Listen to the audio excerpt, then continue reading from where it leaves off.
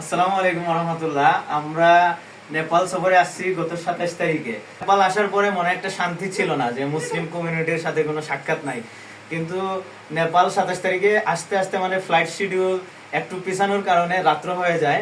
এই সকালেই 28 তারিখ হজরতের সাথে আমার কথা হয়, হজরত ইনভাইট করেন, কিন্তু আমাদের পূর্ব নির্ধারিত প্রোগ্রাম পোখারায় থাকা হয়, পোখারায় চলে যাই। আজকে যখন নেপাল জমিয়তের অফিস দেখলাম, দিলটা ঠান্ডা হয়ে গেছে নেপাল জমিয়তের অফিস দেখে। নেপাল জমিয়ত এবং মুসলমানদের অন্যতম প্রভাবশালী লিডার এবং নেপাল পার্লামেন্টের এমপি জমিয়ত ইসলাম নেপালের সদর হজরত মৌলানা খালিদ সিদ্দিকী সাহেব দামাত বারাকাত হোমের বাসায় আসি।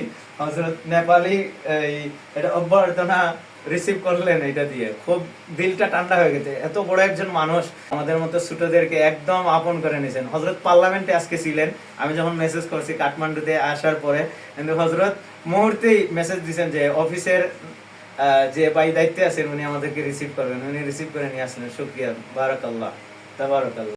হজরতের সাথে লম্বা টাইম কাটানোর পর নেপাল জমিয়ত, নেপালের মসজিদ মাদ্রাসা, বাংলাদেশ জমিয়ত ইত্যাদি নিয়ে আলোচনার পর হজরত শানদার মেহমানদারি করেন এবং হজরতের লিখিত বই আমাদেরকে হাদিয়া প্রদান করেন।